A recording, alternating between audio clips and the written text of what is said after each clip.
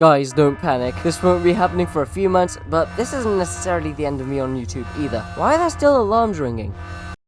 Okay, that's better. Welcome to another video. How are you guys doing today? Let me know in the comments. I love responding to those. This video was meant to be the one where I explained why I stopped using Luna client, but alas, that footage corrupted, and this was meant to be out next week. And this video is already 5 days late. I meant for this to be uploaded last Thursday. But yes, I'm quitting this channel, and the official date when I'm going to be uploading my last video is the 24th of January next year. Just so then the channel's been going for exactly 2 years. But my YouTube journey isn't over. If anything, it's only just the beginning. Okay, quickly, if you are a fan artist or someone that would love the opportunity to make me a profile picture, I'll be explaining that at the end of the video. Now, I have put chapters down below just to give you guys an idea of what my ideas are, but I'll try and explain everything fairly quickly so you can watch the whole way through without falling asleep, hopefully. The way I see things on YouTube, after a channel has reached its peak performance, as in statistics always go up but after a while start dropping, there's two options. One, find a way to bring things back around, or two, start again and bring things back around on the second try. The second one is a bit more drastic, but let me explain my point. About a year ago, my channel was booming, like genuinely performing quite well. When I released the Lonely Kind episode 0, it became my most viewed video overnight, and it was the first video I had that hit 1,000 views, and this was within the first 3 weeks. And then there was also that weird face reveal video that we don't talk about that may or may not be linked in the comments or the description. And that one hit 1,000 views in 3 days. And here I am now, barely reaching 100. This isn't a gripe at myself, and I'm not driven by numbers. But when a change as drastic as this happens, it's quite clear that I'm doing something wrong. When I started YouTube, I wanted to try a new hobby out to make videos, and I loved it.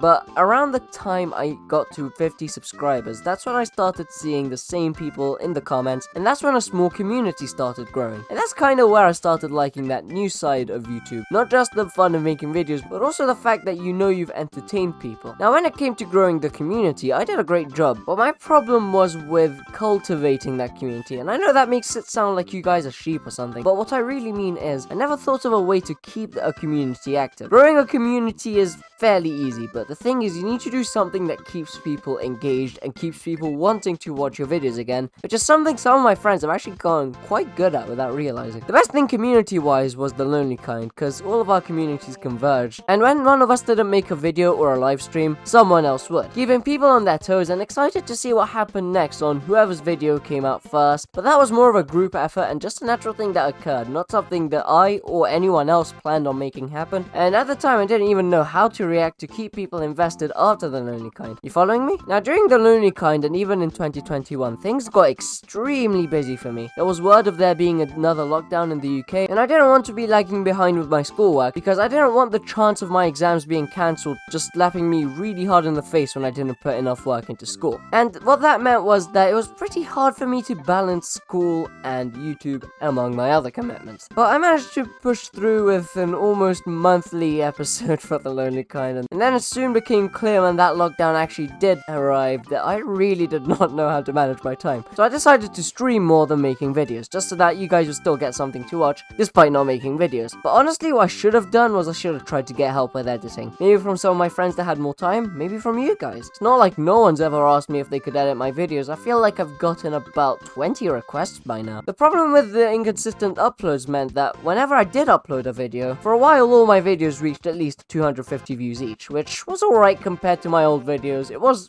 almost half of what I used to get, but it was alright. But that dropped to 200, 150, and now they're barely reaching 80 to 90 views. That's the thing about YouTube and the way it works. If it sees your old videos do well, but your current ones don't, it stops promoting them to as many people, and that obviously just triggers a butterfly effect of, bad performance. And it's gotten to the point where the majority of my views come from my notifications, which is obviously a problem because what that means is people with the notification bell enabled receive the notifications, and those are the people that generally watch my videos. So, what's the plan? Well, I do have a couple projects on this channel that I really want to wrap up, and I'll still be trying my best to stick to my weekly videos, but there's gonna be two fairly major things I'm going to be doing as well. Number one, I'll be taking a break from YouTube, but I'll be pre-recording videos for that break. So as you may know, I'm starting university soon, and I believe my starting date is either on or on the week of the 20th of September. So for a whole month after that, I'll make sure to have pre-recorded a bunch of videos, and I'll be coming back with fresher, more recent videos in late October or early November, depending on how much I pre-record. And I might even stream during this period, so that's not gonna be the end of any recent content that I will make. And second, which for me is the more exciting of the announcements, I will be opening a new channel. Call it a second channel, but it'll be the one I'll give more attention to. And my goal is to try and reach 300 subscribers before September, if not 500 subscribers. Basically, I have two goals.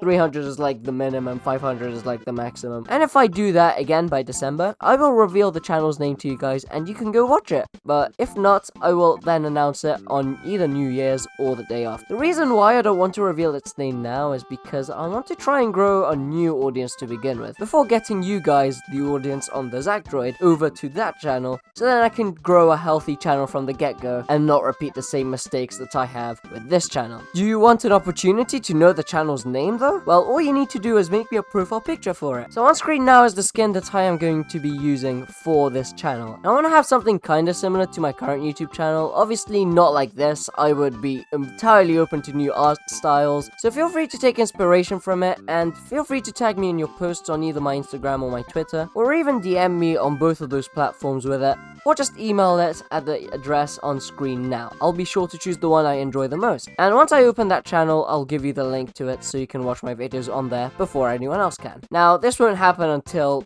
possibly October, because I do need to pre-record a lot of videos for that channel as well, but it's gonna happen, so don't worry about that. Now, I want to make sure that when I end this channel, I do it in the most memorable way possible, so if you guys have any suggestions, shoot me with them in the comments. I'm also thinking of releasing a merch line or something to commemorate it, so that the 5 of you that would probably be willing to buy it would be the only 5 people in the world to have the Zacdroid written on your shirts ever. The rarest 5 people in the world. Hope you guys have enjoyed. I'll see you guys whenever I upload next, hopefully this weekend.